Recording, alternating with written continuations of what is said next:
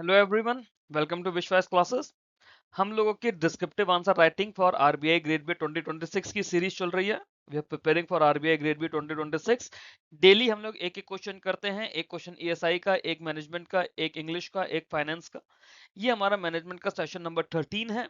That means अब तक हम लोग मैनेजमेंट के ही 12 सेशंस कर चुके हैं और जिसमें हम लोगों ने टोटल 12 क्वेश्चंस करे हैं।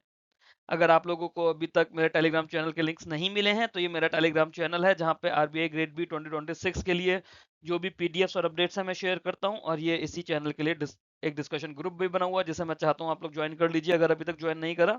क्वेश्चन नंबर 13 की तरफ चलते हैं। क्वेश्चन नंबर 13 बोलता है, compare Vroom's expectancy theory and Adams equity theory with suitable examples. तो मोटिवेशन हम लोगों ने जब टॉपिक पढ़ा था अपने सिलेबस में भी, वहां पे हम लोगों ने पढ़ा था कि दो तरह की मोटिवेशन थ्योरीज होती है, कंटेंट थ्योरीज होती है, प्रोसेस थ्योरीज होती है। अभी तक हमने क्वेश्चन नंबर 12 तक कंटेंट थ्योरीज के बारे में जाना था, मोटिवेशन के बारे में जाना था, कंटेंट थ्योरी के एग्जांपल्स को भी हम लोगों ने समझने की कोशिश करी। अब ये दोनों ही थ्योरी, व्रूम्स एक्सपेक्टेंसी थ्योरी और एडम्स इक्विटी थ्योरी, दोनों ही प्रोसेस थ्योरीज का पार्ट होती हैं।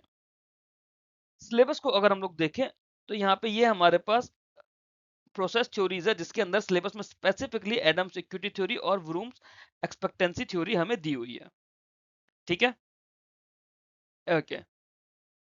अब इसके स्टेप्स देखते हैं। सबसे पहले हम इंट्रोड्यूस करेंगे। इंट्रोडक्शन में हम लोग मोटिवेशन बताएंगे और प्रोसेस थ्योरीज के बारे में बताएंगे कि जो प्रोसेस थ्योरीज होती हैं उनका जो फोकस होता है वो बिहेवियर और डिसीजन मेकिंग पर होता है। अब क्योंकि हमें व्रूम्स और एडम्स इक्विटी दोनों के बारे में बात करनी है तो सबसे पहले हम लोग व्रूम्स एक्सपेक्टेंसी थ्योरी बताएंगे जिसमें इनके एक्सपेक्टेंसी को बताएंगे। ईआईवी मॉडल होता है एक्सपेक्टेंसी, इंस्ट्रूमेंटेलिटी और बैलेंस। उसके बाद हम लोग एडम्स इक्विटी थ्योरी के बारे में बात करेंगे जिसके अंदर फेयरनेस, इनपुट आउटपुट रेशियो और कंपैरिजन विद अदर्स होता है। जब दोनों ही थ्योरीज बता दी जाएंगी तब उसके बाद उसके कंपैरिजन पर आ जाएंगे। लॉजिक, फोकस और बेसिस के अकॉर्डिंगली कैसे व्रूम्स एक्सपेक्टेंसी और एडम्स इक्विटी थ्योरी को हम कंपेयर करेंगे। फिर इनकी क्रिटिकल एनालिसिस होगी जिसके अंदर इनकी लिमिटेशंस होंगी और मैनेजरल इंप्लीकेशंस की बात करेंगे। उसके बाद में इसको कंक्लूड करेंगे विद रेलेवेंस इन ऑर्गेनाइजेशंस। ठीक है, तो तो हमारे स्टेप्स तो क्लियर है। सबसे पहले हमने मोटिवेशन बताया, फिर हमने प्रोसेस थ्योरीज को इंट्रोड्यूस करा वहां पे क्योंकि हमारी दोनों ही प्रोसेस थ्योरीज है। फिर स्टेप 2 और 3 में दोनों थ्योरीज को इंट्रोड्यूस करा। स्टेप 4 में दोनों को कंपेयर करा। स्टेप 5 में क्रिटिकल एनालिसिस देंगे जिसके अंदर उसकी लिमिटेशंस और मैनेजरल इंप्लीकेशन दी जाएंगी। और स्टेप 6 में हम लोग उसे कंक्लूड कर देंगे। अब आंसर की तरफ चलने की कोशिश करते हैं। Motivation is the force that energizes, directs and sustains human behavior towards goal achievement. गोल किसका अचीव करना है हमें? अपने ऑर्गेनाइजेशन का, जहां पे भी हम लोग काम कर रहे हैं। अब जो कंटेंट थ्योरीज थी they focus on what motivates people, process, है ना, व्हाट मोटिवेट्स पीपल। बट जो प्रोसेस थ्योरीज होती है they explain how motivation takes place and influence decision making.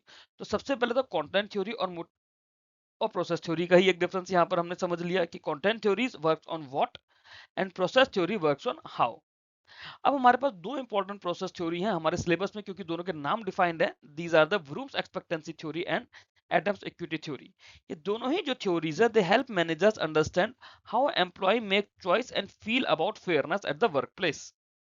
अब यहाँ से हम सबसे पहले व्रूम्स की थ्योरी की बात करेंगे। उनकी है व्रूम्स एक्सपेक्टेंसी थ्योरी जिसे विक्टर व्रूम ने 1964 में प्रपोज किया था।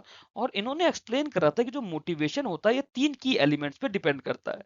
तीन की एलिमेंट्स है एक्सपेक्टेंसी, इंस्ट्रूमेंटेलिटी और वैलेंस, जिसे हम लोग ईआईवी बोलते हैं। एक्सपेक्टेंसी क्या होता है? Expectancy is the believe that effort will lead to performance. ठीक है, क्या बोला? कि believe that effort will lead to performance. जो एफर्ट्स है वो परफॉर्मेंस आएंगे, ऐसी जो सोच है दैट इज योर एक्सपेक्टेंसी या फिर एक्सपेक्टेशन। फॉर एग्जाम्पल, अगर एम्प्लॉय सोचता है कि if I work hard I can achieve the sales target. Instrumentality होता है एक ऐसा belief that performance will lead to desired rewards. इन्होंने पहले तो सबसे पहले एक्सपेक्ट किया कि अगर मैं अच्छे से काम करूंगा तो मेरे टारगेट्स प्रूव हो जाएंगे, टारगेट्स अचीव हो जाएंगे।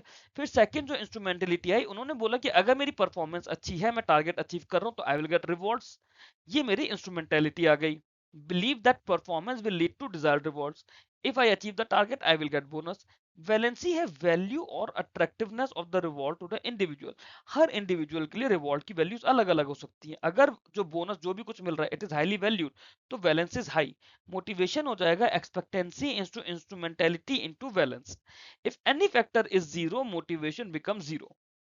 ठीक है। सो ये एक कॉग्निटिव थ्योरी है और ये इंडिविजुअल डिसीजन मेकिंग पे काम करती है। For example, sales executive will be motivated only when he believes that his efforts will result in performance, performance will bring rewards and those rewards are valuable to him. For example, अगर आप एक छोटा सा, मान लीजिए आप एक payment करते हो क्रेडिट यूज करके या फोन पे या गूगल पे यूज करके, अगर वो आपको 2 रुपए कैशबैक दे देगा तो आपको ज्यादा अच्छा है, रेदर देन कि वो आपको बोलेगा कि स्कल कैंडी के 20,000 के हेडफोन पे आपको 80% ऑफ मिल रहा है। तो वो 20,000 का हेडफोन पे 80% ऑफ मिलने वाला है स्कल कैंडी का, या फिर 250 रुपए में या 500 रुपए में 3 घंटे की एआई क्लासेस वाला रिवॉर्ड शायद आपको अच्छा नहीं लगेगा, बट अगर वो 1 रुपए या 2 रुपए कैशबैक मिल जाएगा तो वो रिवॉर्ड शायद ज्यादा अच्छा लगेगा। तो रिवॉर्ड की भी सबके लिए अलग अलग है कि दो rewards must be valuable to him, तभी वो रिवॉर्ड्स की वैल्यू होगी, अदरवाइज उसका बैलेंस जीरो हो जाएगा। फिर हम एडम्स इक्विटी थ्योरी की बात करते हैं। एडम्स इक्विटी थ्योरी जो है इसे जे स्टेसी एडम्स ने 1963 में दिया था और ये कॉन्सेप्ट ऑफ फेयरनेस पर बेस्ड है। Employee compare their input output ratio with that of others. Input क्या है? जो एम्प्लॉय इनपुट दे रहा है। इनपुट क्या दे रहा है एम्प्लॉय? उसके एफर्ट्स, उसकी एजुकेशन, उसका एक्सपीरियंस और उसका टाइम, क्योंकि वो जॉब किसी एजुकेशन की वजह से मिली है जिसमें उसने अपने एफर्ट्स लगाए। फिर वो उस जॉब को इटसेल्फ एफर्ट्स दे रहा है, जॉब में अपना एक्सपीरियंस दे रहा है और अपना टाइम दे रहा है। आउटपुट क्या है? आउटपुट है एम्प्लॉय की सैलरी, उसका प्रमोशन, रिकॉग्निशन और बेनिफिट्स। ठीक है, आउटपुट क्या हो गया? सैलरी, प्रमोशन, रिकॉग्निशन और benefits. Now, if an employee feels his ratio is equal to others, है ना, इक्विटी हो गई, तब तो वो मोटिवेटेड है। फॉर एग्जाम्पल, जितना काम आप कर रहे हो उतना ही काम आपके साथी लोग भी कर रहे हैं, तब तो आपको लगेगा कि ठीक है, मैं 50,000 रुपए कमा रहा हूँ, बाकी सब भी 50,000 कमा रहे हैं, सब उतना ही काम कर रहे हैं। अब अगर बोलोगे जी आपके साथी लोग तो काम ही नहीं कर रहे और उन्हें 1 लाख रुपए तनख्वाह मिल रही है, आप खूब काम कर रहे हो और आपको 50,000 60,000 रुपए मिल रही है, तो आप मोटिवेटेड नहीं रहोगे। दैट मीन्स क्योंकि आपको इक्वल ट्रीट नहीं किया जा रहा बाकियों के साथ में। So their employee feels under rewarded and becomes demotivated. For example, if Ram works as hard as Shyam but gets less salary, Sam then Ram will feel unfair treatment.